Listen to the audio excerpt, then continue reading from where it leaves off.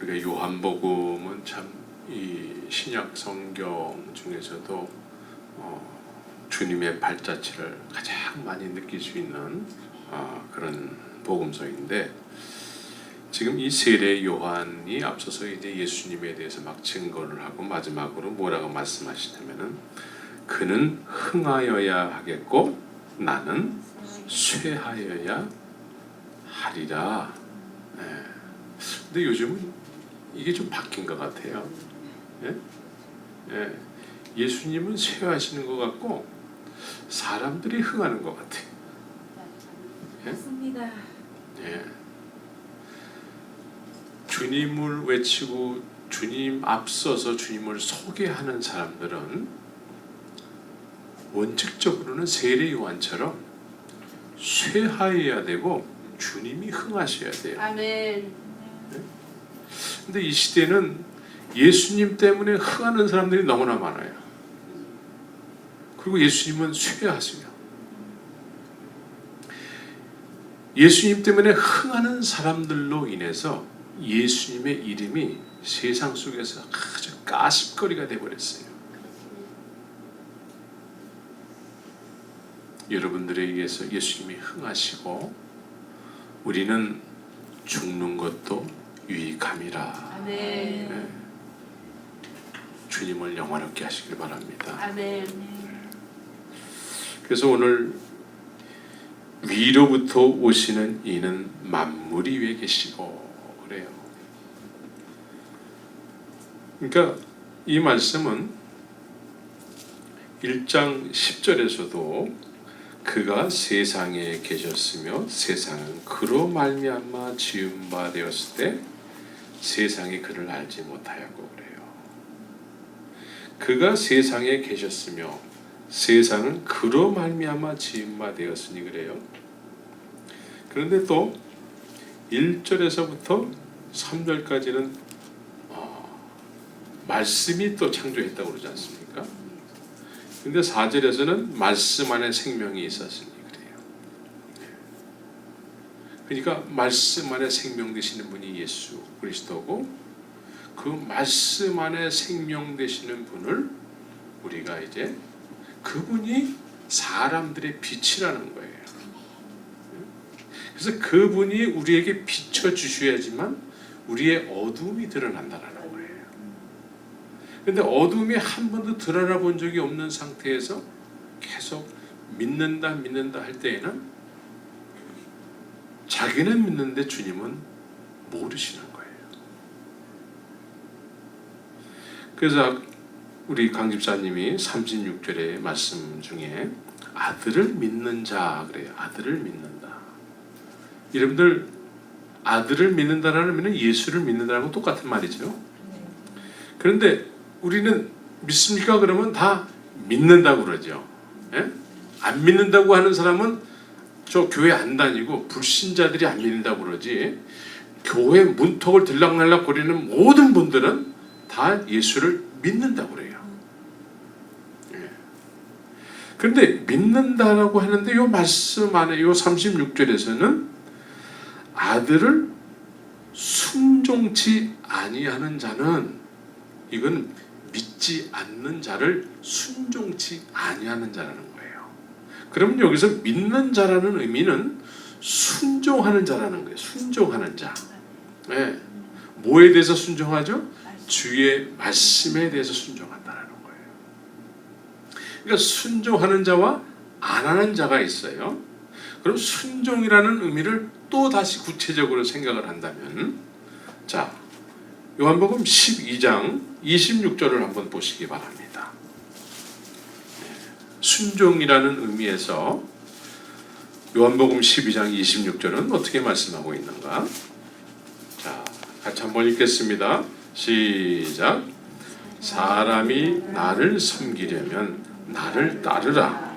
나 있는 곳에 나를 섬기는 자도 거기 있으리니 사람이 나를 섬기면 내 아버지께서 저를 귀히 여긴다는 거예요.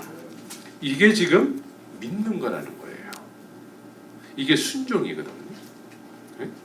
주님이 나를 따르라고 했을 때 따르는 사람이 순종하는 사람이죠.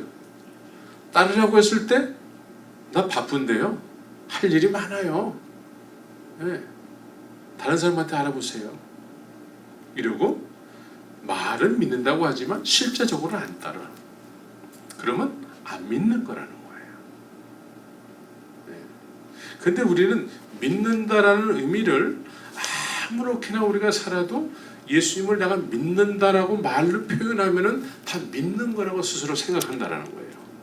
근데 성경은 그렇게 얘기 안 해요. 믿는다라는 의미는 순종하고 관계가 깊다라는 거예요. 네? 근데 실제로는 순종치 아니하는 삶을 살면서도 말은 믿는다고 한다라는 거예요. 그래서 주님이 나를 따르라고 했을 때 주님을 따라서 늘 주님이 계신 자리에 있는 사람이 믿는 사람이라는 거예요. 오늘 요한복음에서는 이렇게 여러분들은 순종하고 있습니까? 믿는다는 의미를 우리는 좀 아주 구체적으로 알아야 돼요. 말은 믿는다고 하는데 실제적으로 보면 안 믿어요. 실제적으로는. 그래서 행함이 없는 믿음은 뭐라고 그랬죠? 죽은 믿음이라고 그랬어요. 움직이지 않는 거. 불순종이에요. 움직이지 않는 것. 그러면서는 말로는 믿는다고 했을 때는 이건 안 믿는 거라는 거예요. 믿음은 항상 움직임이 따르는 거예요. 행위가 따르는 거예요. 행함이 따라요. 그래서 믿음의 조상은 누구죠? 아브라함이죠. 아브라함의 믿음과 우리의 믿음은 같아야 돼요. 그렇죠? 그분이 조상이니까. 그분이 하나님에 의해서 믿음이라는 것이 시작이 됐다는 거예요. 그럼 그분의 믿음이 우리의 믿음하고 같아야 돼요. 그럼 그분의 믿음은 어떻게 출발했죠? 하나님이 말씀하셨어요. 제자들에게 오늘 아들을 믿는 자, 제자들에게 자신을 믿는 자들에게 예수님이 말씀하셨잖아요. 그 말씀 앞에 반응을 했단 말이에요. 사람들이 똑같이 아브라함이 하나님이 말씀하셨어요. 본토 지쪽 아비 집을 떠나라. 그러면 그때 떠나는 것이 믿는 거예요. 믿습니까? 예. 그런데 여기 내 재산이 많고요, 내 땅도 있고요, 내 가축들도 있고 모든 재산이 다 여기 있어서 떠날 수가 없어요. 나중에 그냥 조금 이런 재산이 이제 사업을 하다가 좀 안 되면 내가 그때 쫓아갈게요. 나중에. 지금은 안 돼요. 근데 아브라함은 그렇게 안 했다는 거예요. 아브라함은 그 말씀을 듣는 즉시 갈 바를 알지 못한 채 출발했다는 거예요. 우리 같으면 거기에 집이 있고 사업체가 있고 모든 게 다 있는데 그걸 놔두고 하나님이 떠나라고 하니까 얼마나 아깝겠어요. 그런데 하나님이 그 사람에게 하나님의 말씀으로 그 사람에게 계시하셨을 때에는 속성이 하나님을 느낀 사람의 속성은 하나님을 느끼는 순간에 그 어떤 것보다도 더 소중하게 여겨지는 거예요. 그래서 주님의 말씀을 경험하는 순간에 그 말씀을 쫓아가는 거예요. 지금까지 소중했던 것은 더 이상 소중한 게 아니에요. 그래서 천국은 마치 밭에 감춘 보화를 발견한 사람 같다 그래요. 그래서 자기의 소유를 다 팔아서 그 밭을 산다는 거죠. 남들을 볼 때에는 그냥 밭이에요. 그런데 어떤 사람이 그 밭에, 남의 밭에 보물이 숨겨진 것을 이 사람만 발견한 거예요. 그 사람의 행동은 어떡할까요? 마음이 항상 그 밭에 가 있는 거죠. 남의 밭에. 누가 혹시 발견할까봐 언제나 잠도 못 자고 매일 거기를 쳐다보고 있는 거예요. 몇 년 전에 그 한국에 마늘밭을 어떤 사람이 쫙 이렇게 밤이고 낮이고 마늘밭을 농사를 처음 짓는 사람들이라는데 마늘밭을 어떻게 그렇게 너무나 아름답게 그렇게 마늘밭을 잘 가꿨어요. 밤에도 집에 안 가. 늘 거기서 살아. 늘 마음이 그 마늘밭에 가 있는 거예요. 예. 웃는 거 보니까 아시네. 예? 예. 30억이 아니고 내가 알기로는 200억 가까이를 숨겨놨다고 내가 들었어요. 예? 노름해가지고 예? 그 5만 원짜리 다발로 이 자루에다가 그 마늘밭 밑에다가 그걸 쫙 깔아버렸어요. 예? 집에도 못 가. 안 가는 거지, 못 가는 게 아니라. 예? 거기 그 밭에 있으면은 안 먹어도 배부를 거예요. 그런데 천국이 이와 같이 느껴지는 거라는 거예요. 천국의 속성이 그렇다는 거예요.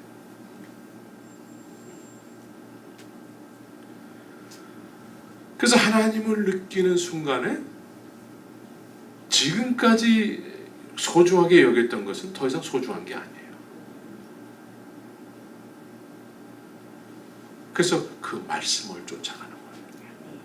지금 제자들이 아들을 믿는 자는 나를 따르는 예수님을 따르는 자라는 거예요. 그래서 나 있는 곳에 항상 있는 사람이라는 거예요. 오늘 말씀을 통해서는 이렇게 믿습니까? 네. 우린 믿는다고 했을 때에는 성경을 통해서 믿어야지 내 감정으로 상대적으로 저 사람 저렇게 행동하니까 나도 저렇게 하면 믿는 거지 이렇게 하면 망하고 말아요. 주의 말씀에 의해서 믿어야 돼요. 그래서 이 아들을 믿을 때는 내 가치관이 변화되지 않으면은 믿을 수가 없어요. 가치관. 네, 잠자다가도 벌떡 일어나게 하는 거. 여러분들은 잠자다가 벌떡 일어나게 만드는 것이 뭐가 있습니까? 네? 돈? 누가 돈 하면 그냥 자다가도 벌떡 일어난대. 네. 가치관이 변화되지 않으면은 예수님을 쫓아갈 수가 없어요. 왜? 더 중요한 것들이 있기 때문에.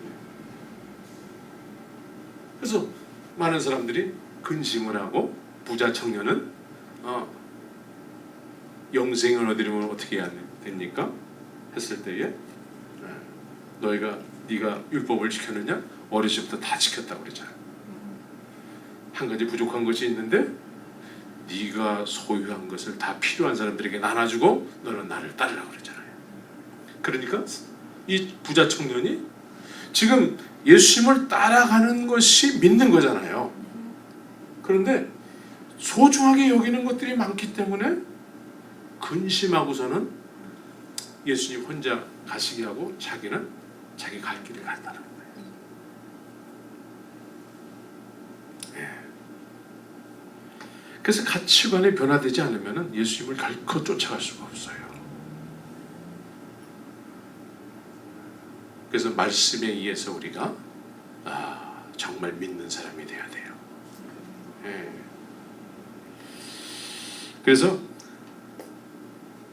32절에 보면 그가 그 보고 들은 것을 증거하되 그래요.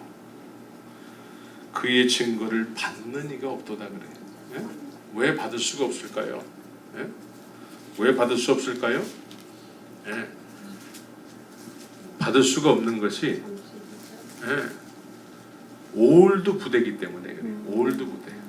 네. 세상에 속해 있기 때문에 그래요. 세상에 속해 있는 사람은 새 포도주를 받아들일 수가 없어요. 네. 받아들였다가는 아나니와 삽비라 꼴이 되어버리고 말아요. 그래서 땅에 속했다라는 의미는 여기서 땅에 속했다라는 의미는 4절 마지막에 보면은 예수님께서 사마리아 여인과의 대화 중에 저희는 알지 못하는 것을 예비하는 자들이라 그래요. 알지 못한 것을 계속 예비한다는 거예요. 땅에 속해 있어요. 그래서 예수님께서 땅에 속한 자들과 계속 언쟁을 벌인단 말이에요. 또 이 땅에 속한 사람들이 예수님에 대해서 네가 누군데? 예수님의 죄목 중에 가장 큰 죄목이 뭐죠? 참남죄. 네, 하나님의 아들이라고 하는 거. 엄청난 거예요, 이게. 이 땅에 속한 사람들에게는.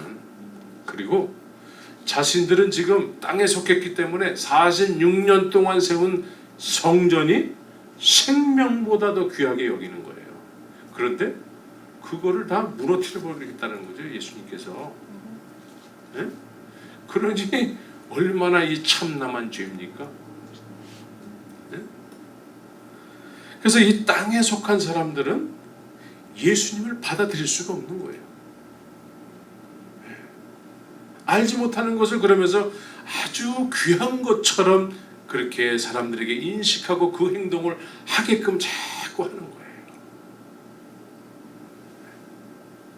오늘 그 어떤 CGN TV에서 어떤 맹인 교수, 젊은 맹인 교수가 나와서 얘기를 하는데, 이 교수가 얘기하는 게 사람들은 뭘 할 줄 알면은 다 정상인이라고 한다라는 거예요. 근데 그거를 못하면은 장애인으로 여긴다라는 거예요. 그래서 어떤 박스를 딱 놓고서는 거기에 들어가는 사람은 다 정상인이고 거기에 못 들어가는 사람은 다 장애인 취급한다라는 거예요. 근데 이 땅에 속한 사람들은 자기들이 설정해 놓은 어떤 틀이 있어요. 여기에 들어가는 사람은 이들이 주장하는 게 다 믿는 사람이라는 것을 이렇게 부각시키는 거죠. 이해시켜요. 거기에 그런 행동을 안 하고 못하는 사람은 너네들은 우리와 다른 사람이라는 거예요. 그래서 이 땅에 속한 사람들은 하늘에서 오신 분을 받아들일 수가 없는 거예요. 그래서 그의 증거를 받는 이는 그래요. 그의 증거를 받는 이는 하나님을 참되시다 하여 그래요. 네, 그의 증거를 받는 분은 하나님을 참 하나님으로 느끼게 된다는 거예요. 그의 증거를 받게 되면.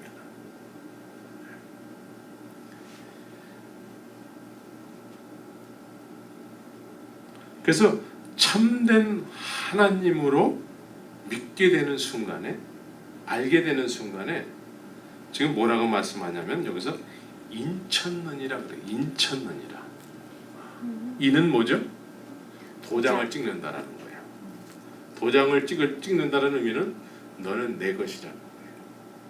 그런데 인을 받기 위해서는 그의 증거를 받아야 된다는 거예요.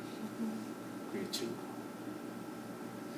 그래서 그의 증거는 첫 번째 조건이 뭐냐면 요한복음 1장을 한번 보시기 바랍니다. 그의 증거를 받기 위해서는 첫 번째 조건이 있어요. 그 조건이 뭐냐면 13절에 이 영접하는 사람들이 생겨났는데 이 영접하는 사람들이 왜 생겨났느냐? 그 원인이 있대. 이유가 있대요. 오직 하나님께로서 난 자들만이 영접을 했다라는 거예요. 그래서 그의 증거를 받는 사람들은 첫 번째가 하나님께로부터 난 자들이라는 거예요. 그러니까 이미 예정이 돼 있다라는 거예요. 에서와 야곱 중에 장자의 명분을 하나님은 누구에게 허락했죠? 태어나기 전에 이미 야곱에게 정해져 있어요. 그래서 오직 하나님께로 난 자들이 그의 증거를 받게 된다는 거예요. 두 번째는 하나님께로 난 자들 가운데 또 이 세상에서 세례 요한의 증거를 받는 자. 세례 요한은 예수님을 증거하기 위해서 세상에 존재했던 사람이에요. 예수님을 증거하기 위해서. 그래서 세례 요한이 증거하는 내용이 뭐냐면 율법과 선지자가 예언한 내용을 얘기하는 거예요. 율법과 선지자. 그럼 율법은 뭐예요? 율법은 하나님께서 우리에게 율법을 왜 주셨어요? 죄를 드러나게 예. 하기 위해서. 로마서에 보면은 죄를 깨닫게 하기 위해서 주신 거예요. 율법을 지키면 지킬수록 우리가 못 지키는 존재라는 걸 깨닫게 됨으로 해서 우리가 얼마만큼 큰 죄인이라는 걸 깨닫게 되는 거예요. 그래서 이 율법을 10계명으로 축소시킬 수가 있죠. 이 10계명은 1계명서부터 4계명까지는 하나님에 대한 계명이에요. 네? 이 1계명서부터 4계명까지는 우리가 날 때부터 하나님을 모르고 살았잖아요. 하나님을 모르고 산 죄가 더 크다는 거예요. 우리의 생명을 일상에 있게 했는데도 그 있게 하신 그 주인 되시는 분을 모르고 살았다는 거예요. 이것이 원죄예요. 1계명부터 4계명까지. 그리고 5계명서부터 10계명까지는 우리와 함께 사는 이 이웃 간의 이 자범죄를 얘기하는 거거든. 근데 우리 처음에는 자범죄에 대해서 막 회개를 한단 말이에요. 그러나 1계명서부터 4계명까지는 이 원죄는 이제 은혜를 받아야지 아는 거죠. 그래서 나중에 나 같은 죄인을 살리신 주님의 은혜가 너무나 감사하다는 걸 깨닫게 되는 거죠. 그래서 세례 요한의 증거는 뭐였어요? 회개하라, 천국이 가까웠느니라. 회개하라는 거예요. 근데 이거를 듣는 사람들은 어떤 사람들이죠? 회개할 것이 없다라고 생각하는 사람들이었어요. 그렇죠? 이 사람들은 다 열심히 자기 틀에 맞춰서 믿음이라는 걸 스스로 생각하고 그 행위를 지금 하고 있기 때문에 스스로는 죄가 없다라고 생각하는 거예요.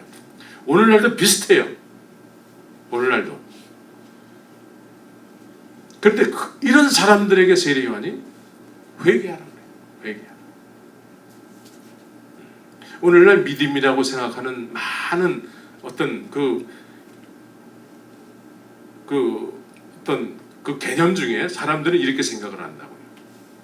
율법과 선지자, 율법에 의해서 우리가 정말 죽을 죄인이라는 것을 깨닫고 회개를 해야 되는데 이 부분에서 회개로부터 우리의 신앙이 시작을 해야 되는데 요 시작 때에 뭘 하냐면 먼저 믿은 사람들의 열심이나 행동을 쫓아서 한단 말이에요. 그래서 거기에 익숙해진 것을 믿는 거라고 생각하는 경우가 많아요.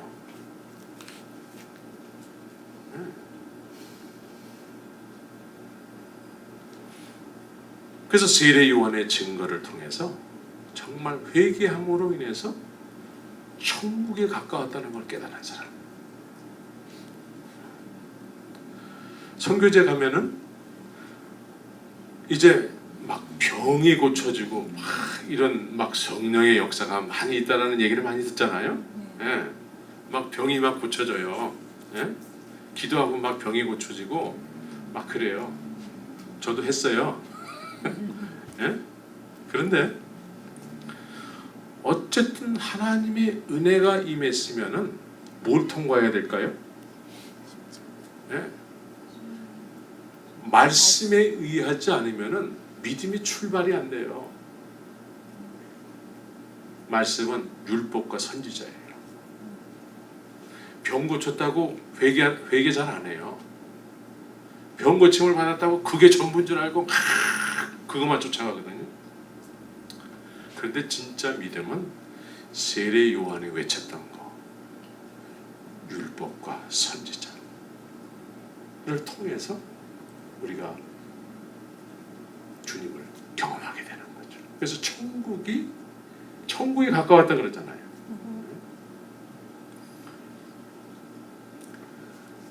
그래서 죄인으로서 깊이 회개해야지만 실제로 진짜 믿음이 출발이 돼요. 그래서 하나님께서 그렇게 믿음이 출발된 사람들에게 하나님이 뭐라고 말씀하시냐면은 인을 친다 그래요. 인. 참된 하나님으로 느끼면서 참된 하나님으로 느끼게 되면서 인을 친대. 인이라는 말은 요한계시록에 여러 군데 나와요. 요한계시록에. 그 계시록을 한번 볼까요?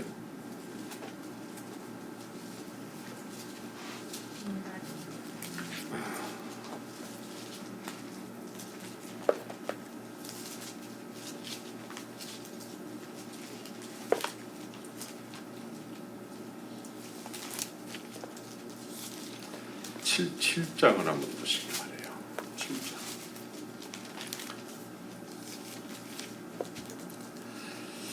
자, 7장 3절에 보면은 이런 내용이 나와요. 가로되 우리가 우리 하나님의 종들의 이마에 인치기까지 그랬어요. 그리고 4절에서도 내가 입맞은 자의 수를 들으니 이스라엘 자손의 각 지파 중에서 입맞은 자들이 14만 4천이니 그래요. 14만 4천이라는 숫자를 많이 들어봤죠? 네, 이 숫자는 어디서 주로 얘기하죠?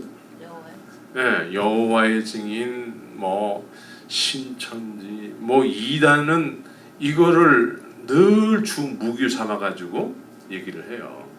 이단들은. 그런데 이 인을 맞았다는데 이 인이 도대체 뭐냐 이거죠. 네? 이 인이라는 것은 14장을 한번 보시기 바래요. 네, 14장 1절에 보면은 이렇게 표현을 하고 있습니다. 또 내가 보니 보라 어린 양이 시온산에 섰고 그와 함께 14만 4천이 섰는데 그 이마에 어린 양의 이름과 그 아버지의 이름을 쓴 것이 있도다 그래요. 그러니까 인이라는 것이 뭐냐면 그 이마에 어린 양의 이름이 써져 있다라는 거예요. 어린 양하고 관계가 있다라는 거예요. 예?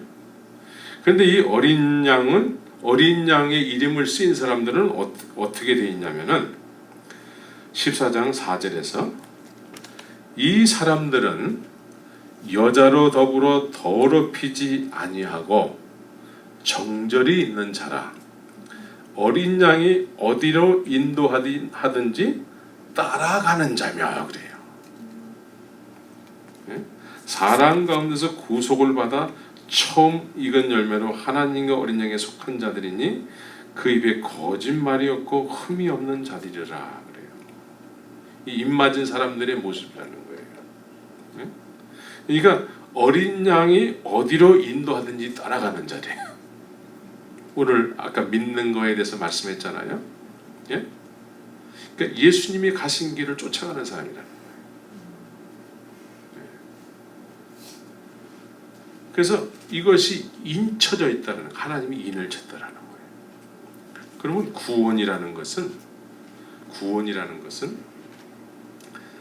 그의 증거를 받음으로 인해서 시작이 된다라는 거예요. 그 받는과 동시에 하나님께서 참 하나님을 계시했다라는 거예요. 그의 증거를 통해서 참 하나님을 안다라는 거예요. 그래서 구원은 영생은 요한복음 17장 3절에서 영생은 그의 보내신 자 예수 그리스도를 아는 것이다. 그래서 참 하나님을 알게 됐다는 거예요. 그래서 참 하나님의 인도하심을 쫓아 지금 예수님을 쫓아가는 자들이라는 거예요. 말씀에 순종해서 늘 쫓아가는 사람이라는 거예요. 그래서 참 하나님을 알게 됨으로 인해서 어떻게 반응하는 행동들이 있지 않습니까? 그래서 한 걸음 한 걸음 주님 가신 길을 쫓아가는 사람. 그런데 이 시작은 가치관의 변화가 됐어요. 이제 난 예수면 답니다라고 고백한다는 거예요. 예수면 답니다. 여러분들 그렇습니까? 아멘. 예수가 여러분들에게 답니까? 네. 성경은 너네들 나를 믿을 때는 내가 너희들에게 전부가 돼야 돼. 왜? 내가 너희들의 주인이기 때문에. 내가 너희들을 있겠기 때문에. 성경은 그렇게 얘기하고 있어요.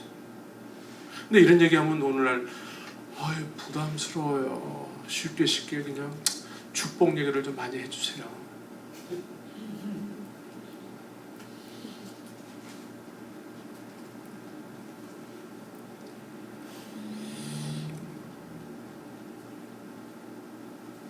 그래서 이 인쳤다라는 의미는 상징적인 거예요. 하나님이 하나님 쪽에서 인친 거예요. 예? 그래서 누구를 인쳤는지 안 쳤는지 우리는 몰라요. 예? 근데 사람들이 14만 4천이라는 숫자를 그냥 그 숫자를 딱 정해가지고 여기에 들어가야 돼.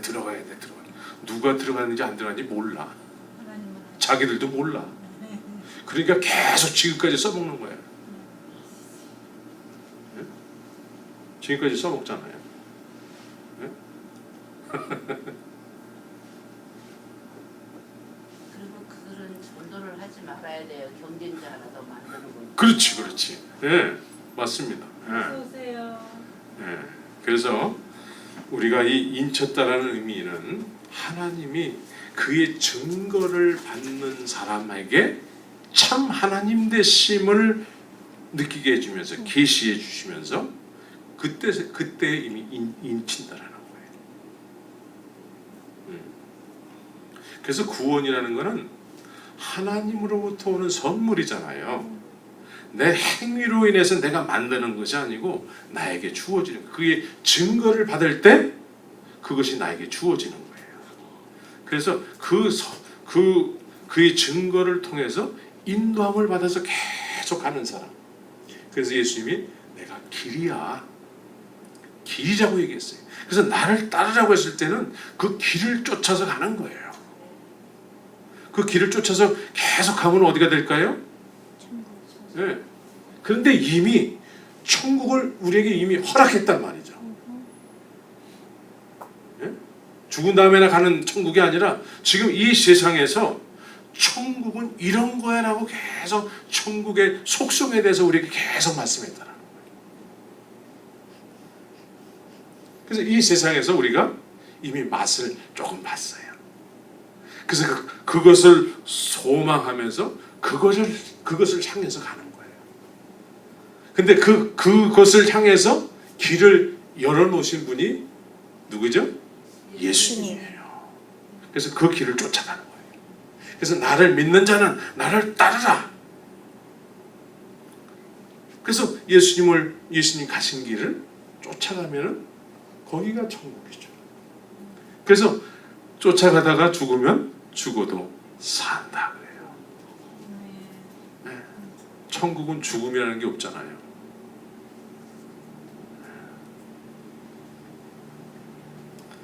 그래서 아들을 믿는 자는 영생이 있고 이미 영생이 있대. 네. 믿는 자는, 여기서 믿는 자라는 의미는 예수님을 따르는 자죠. 예수님을 따르는 자는 순종하는 자요. 순종하는 자는 가치관이 변화된 사람이에요. 그래서 예수님 중심으로 사는 거예요. 예수님이 나에게 전부다라는 거예요. 그래서 쫓아가죠. 예수님이 전부가 안 되면 못 쫓아가요. 이게 예수님께서 믿음에 대한 개념을 이렇게 말씀하신 거예요.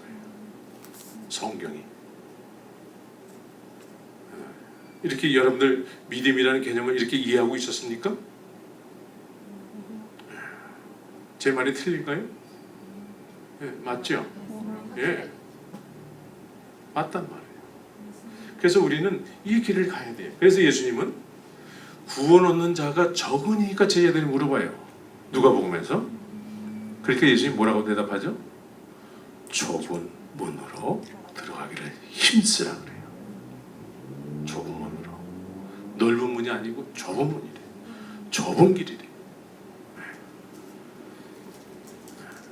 예수님이 나에게 전부가 안 되면 못 가는 길이에요.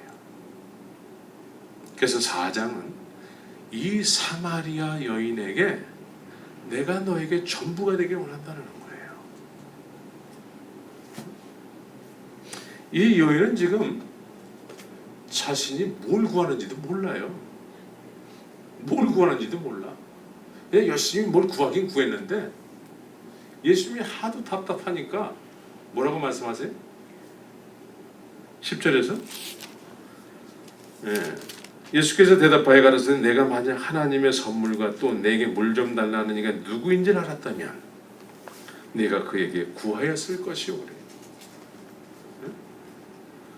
그가 생수를 내게 주었으리라. 그러니까 이 여인은 지금 뭘 구하는지도 모르고 그냥 이 야곱의 우물가에 늘 오는 사람이라는 거예요. 그러면 이 야곱의 우물이라는 이 개념은 단순한 이런 물이 있는 그런 우물이 아니라는 것을 우리가 영적인 의미를 이렇게 깨달을 수가 있죠.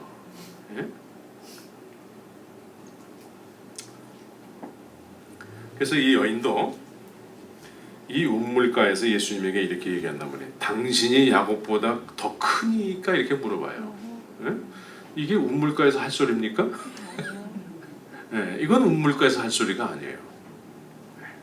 그러니까 이 야곱의 우물이라는 것은 뭔가 영적인 의미가 있다는 거죠.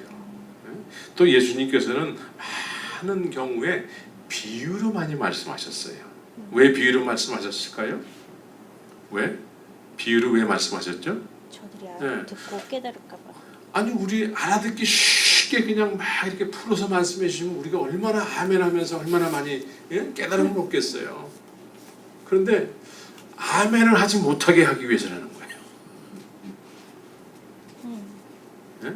저 사람들 깨닫지 못하게 하기 위해서 내가 비유로 얘기한다는 거예요. 그래서 이 요한복음 4장도 우리가 이렇게 쉬운 것 같은데 뭔가 여기에 숨겨져 있는 어떤 의미가 있어요. 그렇죠? 그래서 이제 4장으로 넘어와 가지고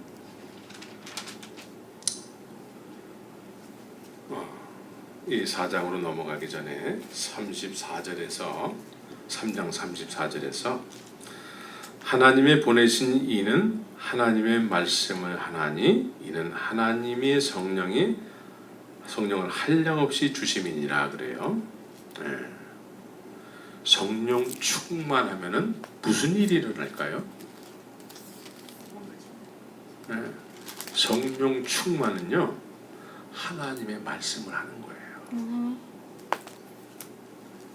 많은 사람들이 성령 충만하면 뭐 그냥 뭐 예언을 하고 막 그냥 막 이런 신비한 어떤 은사들이 있지 않습니까? 성령 충만하면 그런 걸로 자꾸 이해를 해요. 그러나 성령 충만의 척도는 오늘 말씀이 하나님의 말씀을 하는 거예요. 난 여러분들이 다 하나님의 말씀을 전하는 사람들이 되길 바랍니다. 아멘. 때를 얻던지 못 얻던지예요. 나 아직 준비가 안 돼서 난 조금 더 있어야 되겠는데요. 그것이 아니고 지금 하라는 거예요. 지금 때를 얻던지 못 얻던지. 성령이 우리로 하여금 하나님의 말씀을 말하게 한다는 거예요. 아직 난 안 되는데요. 안 됐는지 되는지 어떻게 알아요?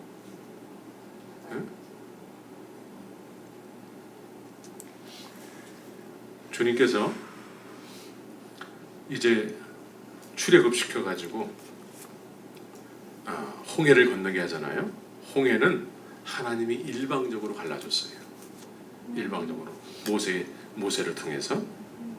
그러나 가나안 땅을 들어가기 전에 요단강은요 어떻게 갈라졌죠? 제사장들이 법궤를 메고 그 사람들의 믿음으로 갈라졌단 말이에요. 그 사람들의 믿음, 말씀대로 믿었단 말이죠. 법궤를 맨 제사장들이 물속에 들어갈 때 이게 믿음이 없으면 아유 저기를 어떻게 들어가요?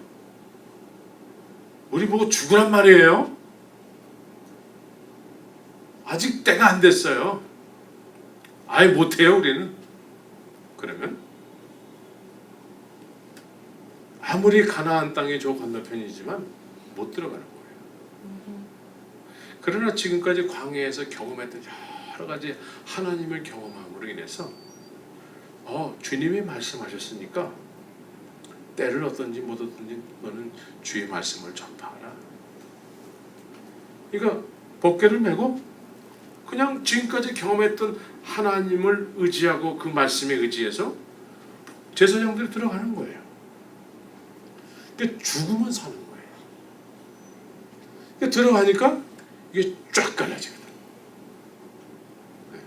믿음으로 들어가는 땅이에요.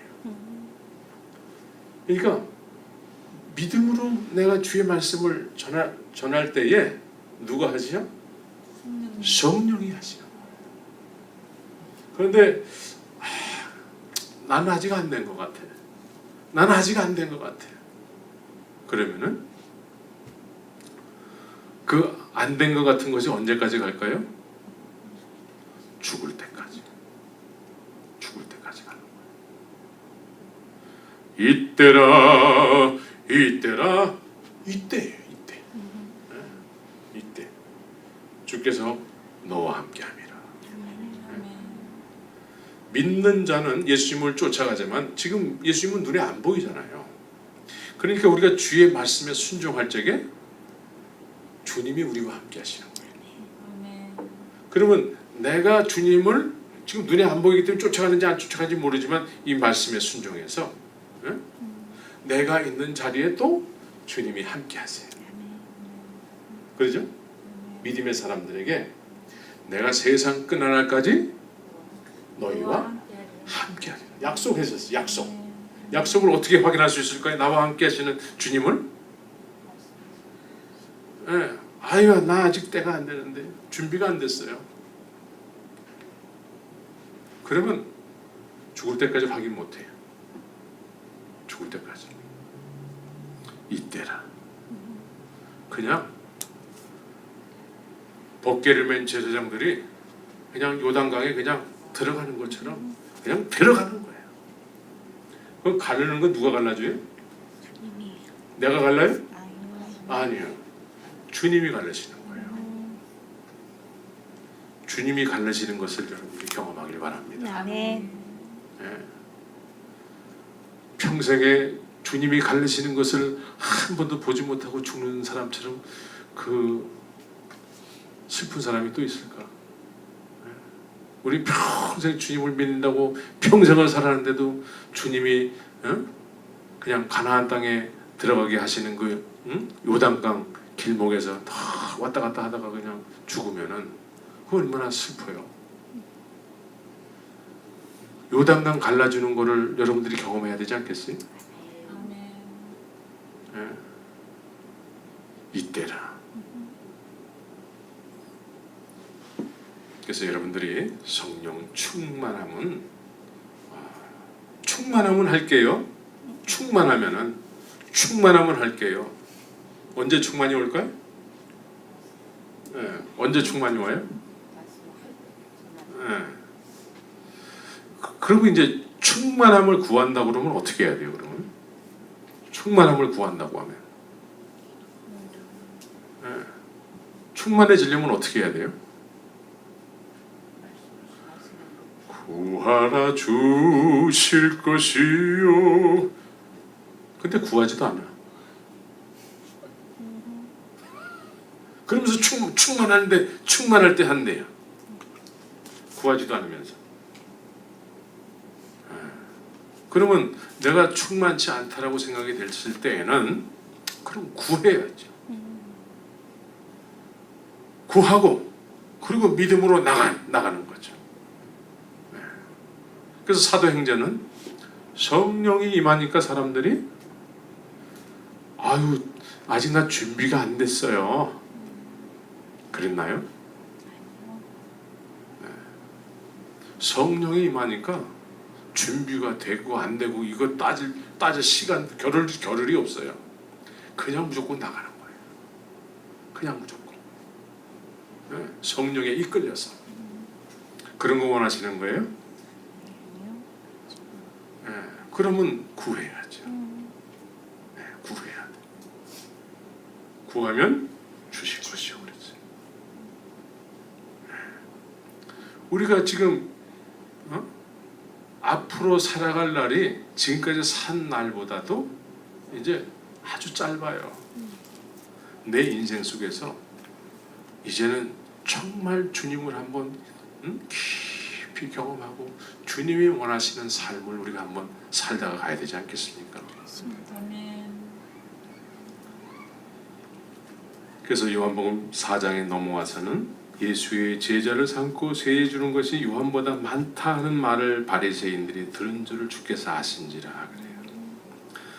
제자들이 이제 많이 세례를 줬죠. 그래서 이제 예수님을 따르는 많은 사람들이 생겨났어요. 그런데 바리새인들이 들었다. 그러면 이 핍박 속에서도 예수님은 굴하지 않고 막 복음을 더 전하셔야 되는데 왜 이 현장에서 피하셨을까? 왜 피하셨을까요? 네. 예수님은 이때에 예수님의 때가 안 됐기 때문에 그래요. 우리하고는 좀 달라요. 그래서 예수님의 때는 뭐냐면 예수님의 때는 세례 요한이 예수님을 뭐라고 말씀하셨죠? 뭐라고 소개했어요? 예수님을 세상 죄를 지고 가는 하나님의 세상 죄를 지고 가는 하나님의 어린 양이로다. 어린 양이래요. 어린 양. 그럼 예수님의 때는 어린 양으로서의 삶을 마감하는 거예요. 그 때를 위해서 지금 피하시는 거예요. 그래서 예수님께서는 어린 양으로서 언제 이 어린 양으로서의 삶을 언제 마감하셔야 되냐면 유월절 때 마감하셔야 되는 거예요. 유월절. 그래서 유월절 전날에 저녁에 십자가에서 죽으셨잖아요. 유월절 전날에. 왜 유월절에 예수님이 돌아가셔야만 했을까요? 유월절은 이런 전례가 있잖아요. 유대인들에게. 애굽에서 이렇게 탈출할 때에 어린 양을 문설주에 발라놓고서는 그리고 나온 거를 기념하는 날이잖아요.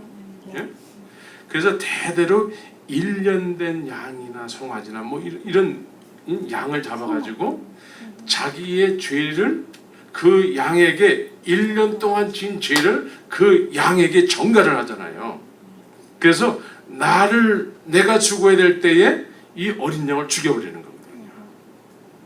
근데 그거를 하는 날이 유월절이라는 거예요. 그거를 하는 날이.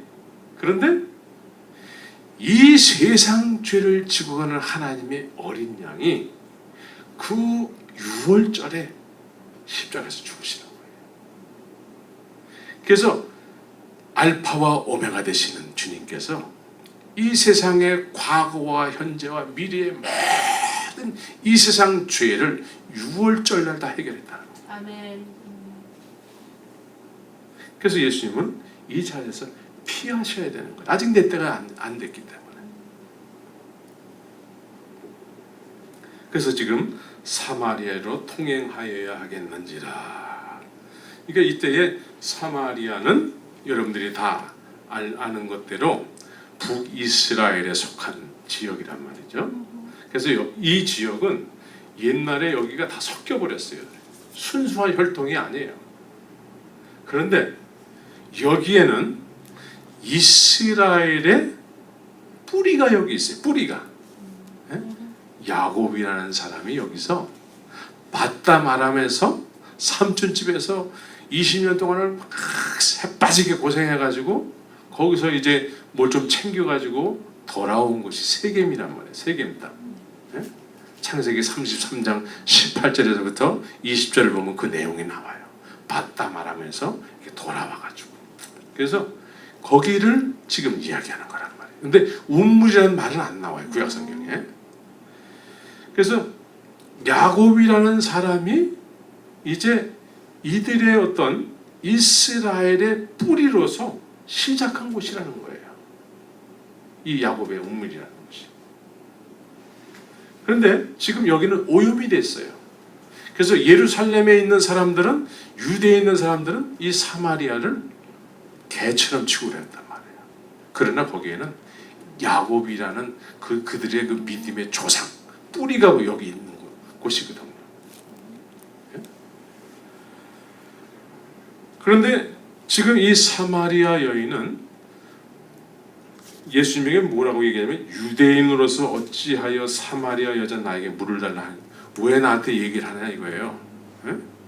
그러니까 이 사람들은 야곱을 중심으로 해서 신앙생활을 하는 사람들이고, 예루살렘은 나름대로 거기에 이 사마리아 여인이 그랬잖아요. 당신들의 예배할 곳이 저 예루살렘에 있다 하더이다, 이렇게 얘기하거든요.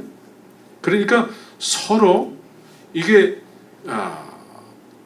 유대와 북이스라엘인 이 사마리아 이 여인, 이 지역과 이렇게 좀 파가 나눠져 있다라는 거죠. 파가. 그러니까 이 예루살렘에 있는 사람들은 이 사마리아에 있는 사람들을 별로 그렇게 인정을 안 해준다는 거죠. 그러나 이들은 무슨 자부심이 있었냐면, 야곱의 운물이 우리에게 있다는 거예요. 야곱의 운물이. 그래서 사마리아 여인이 이 야곱의 운물에 물을 길러 나왔다는 거죠. 그런데 아까도 얘기했지만 이 야곱의 운물이라는 거는 그냥 운물을 얘기하는 게 아니죠. 뭔가 어떤 상징적인 의미가 있는 거예요. 그래서 당신이 야곱보다 더 크니까 그렇게 얘기를 한단 말이에요. 그러니까 야곱이 이 여인에게는, 이 사마리아 지역에 사는 사람들에게는 야곱이라는 존재가 최고라는 거예요.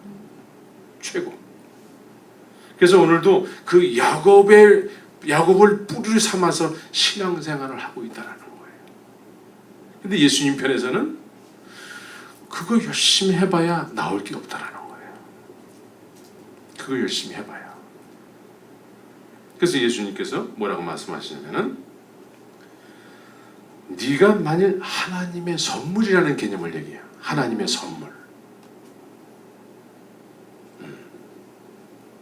또 내게 물 좀 달라는 이가 누구인 줄 알았다면, 하나님의 선물과 내게 물 좀 달라 하는 이가 누구인 줄 알았더라면, 이 두 가지 개념을 지금 얘기한단 말이에요. 그래서 그분이 너에게 생수를 준다는 거예요. 생수. 생수라는 개념을 얘기하고 있어요. 이 여인은 지금 생수라는 개념이 뭔지도 몰라요. 하나님의 선물이 뭔지 몰라요. 지금 말씀하고 있는 예수님에 대해서 전혀 기대하지 않고 열심히 나름대로 이렇게 하는 것이 예배하는 거야, 믿음 생활하는 거야 하면서 운불가에서 계속 물만 기르다가 먹는 사람이라는 거예요.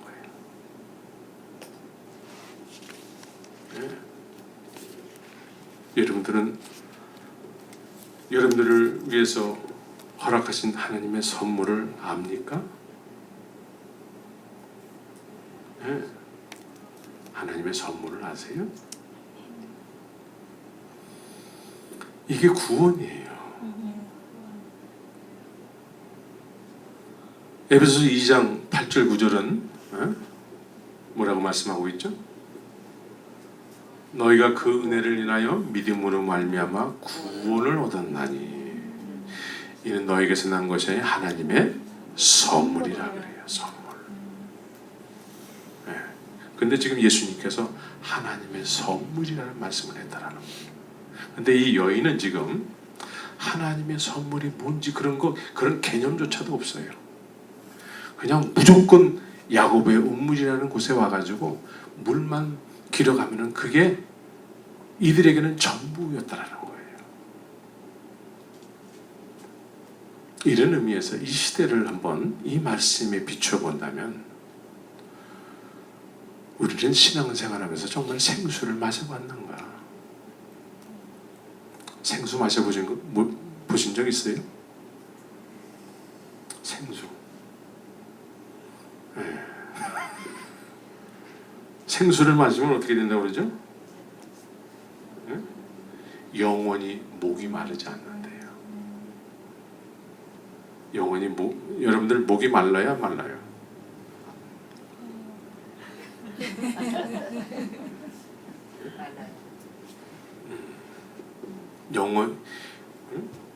영원히 목이 마르지 않는다라는 게 뭐예요?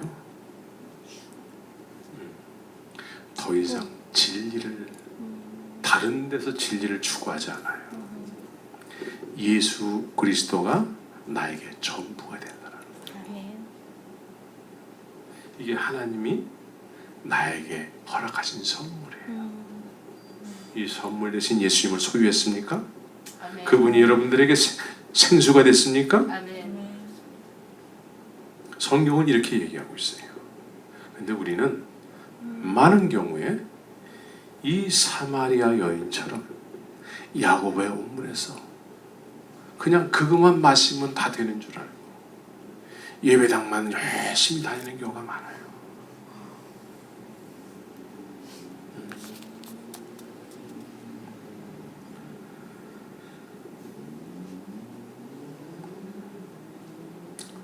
그래서 예수님께서는 사실은 이 여인에게 너무 안타까워서 지금 여인에게 이 생수를 공급해 주시고 싶어서 예수님이 먼저 지금 이렇게 다가가신 거거든요. 우리에게도 이럴 수 있어요. 우리에게도.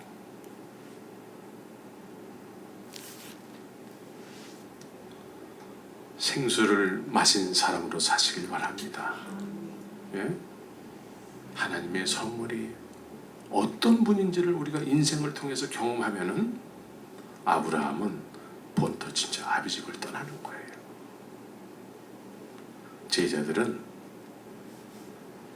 업으로 비록 살았지만 그들에게도 처자식이 있고 막 중요한 일이 있었지 않습니까? 그런데 아버지와 배를 뒤로 한 채 예수님을 쫓아갔다고 말씀하지 않습니까? 가치관이 변화되는 거예요. 예수가 나의 전부가 되는 거예요.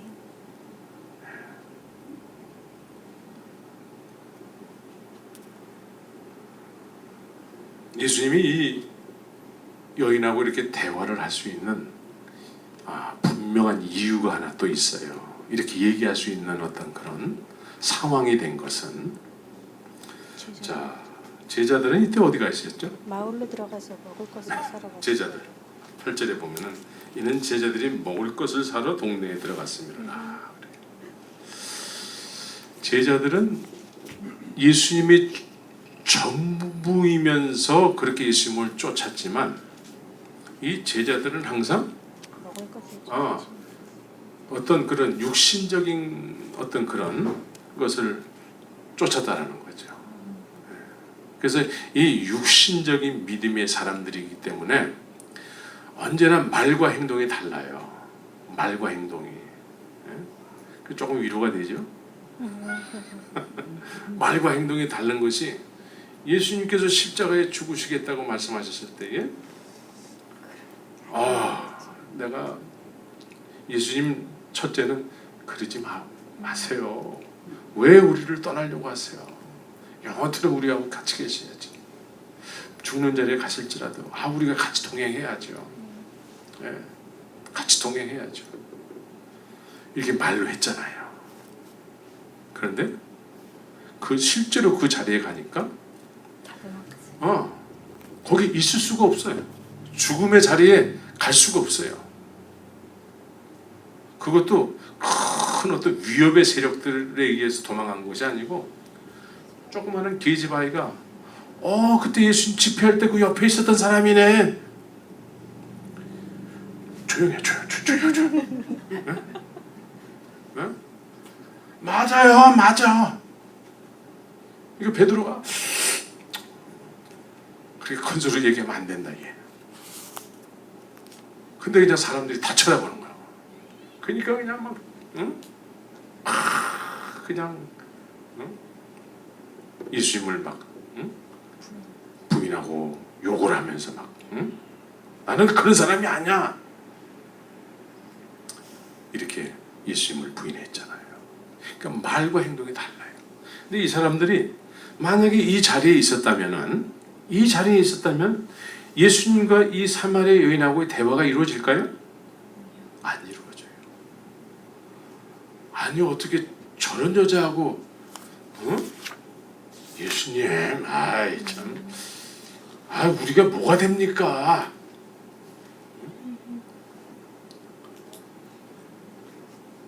그런데 다행히 이 사람들이 먹을 것을 사러 자리를 피해 줬어요. 그러니까 예수님께서 계획하신 일이 이렇게 진행이 되는 거예요. 그러니까 우리가 예수님에게 도움이 되는 믿음의 사람들이 있고 내가 믿지만은 예수님에게 도움이 안 되는 사람들이 있어.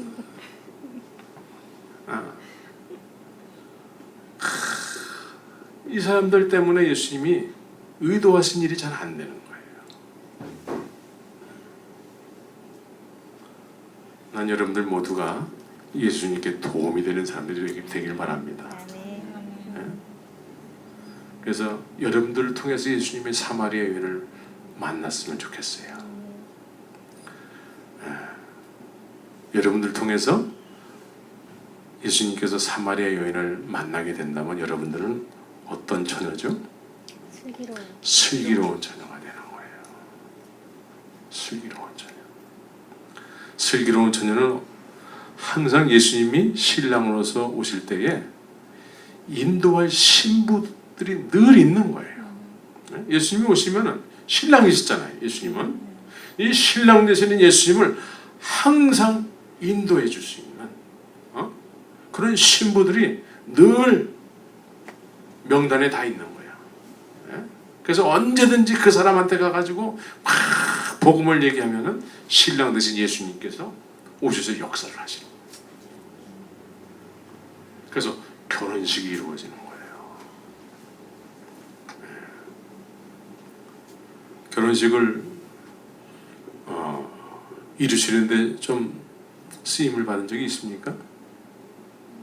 최근 들어서?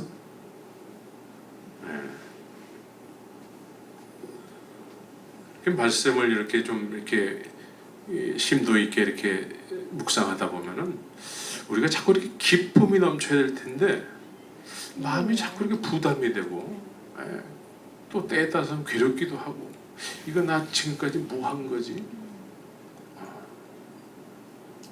근데 제가 다른 소리 하는 것이 아니고 주의 말씀을 그냥 이렇게 오늘 말씀드리는 거죠. 그래서 우리가 이제는 이 말씀에 의해서 오늘도 한 말씀 듣고 은혜스러웠어. 너무 은혜스러워. 그리고 넘어가면은 지금까지 들었던 많은 설교 중에 또 하나의 설교야. 지금까지 들었던 많은 설교들이 여러분들에게 어떤 생명으로서 역동하게 한 적이 있습니까? 그 말씀에 의해서 내가 이제 이렇게 살아야지. 그래서 그렇게 사라진 적이 있습니까? 역시 나는 훌륭해. 이런 성경의 말씀을 이렇게 깊이 내가 깨달을 수 있다는 자체가 나는 너무 훌륭해. 그러고 넘어가면 안 되는 거예요.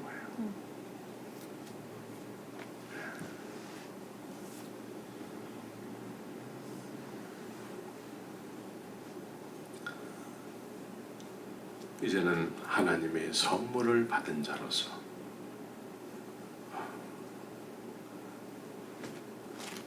생수를 마신 자로서 아직 생수가 뭔지를 맛을 아직 보지 못했다면 그 생수를 맛보기 위해서 주 앞에 조용히 무릎을 꿇어야 돼요. 그래서 나와 함께 하시는 주님을 깊이 경험하고 그분과 동행하면서 그분이 가신 길을 나도 쫓아가야 되는 거죠. 이게 신앙생활이고 믿음생활이에요.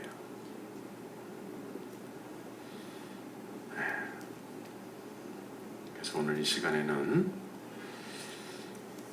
주님, 오늘 나는